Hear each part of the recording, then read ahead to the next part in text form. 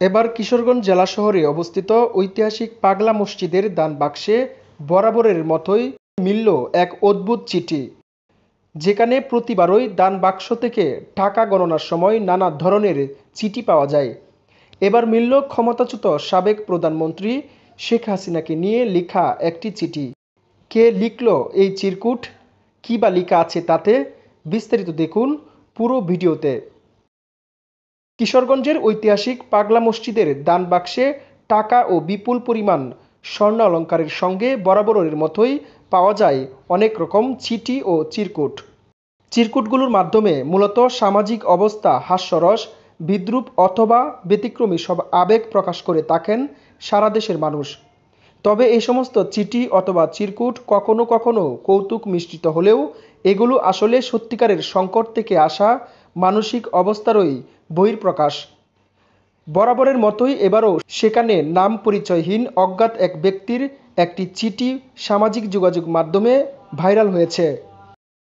ওই চিরকুটে লেখা আছে, পাগলা চাচা শেখ হাসিনা কোথায়? পাগলা মসজিদের দানবাক্সের টাকার সঙ্গে মনোবাসনা পূরণের আকাঙ্ক্ষায় অদ্ভুত অদ্ভুত বিভিন্ন রকমের চিঠি পাওয়া যায়। বরাবরের মতোই 12 এপ্রিল সকাল 7টায় পাগলা মসজিদে 9টি দানবাক্স ও 2টি ট্যাঙ্ক খোলা হয়। এ সময় বিপুল সংখ্যক সেনাবাহিনী, পুলিশ ও আনসার বাহিনীর সদস্যরা উপস্থিত ছিলেন।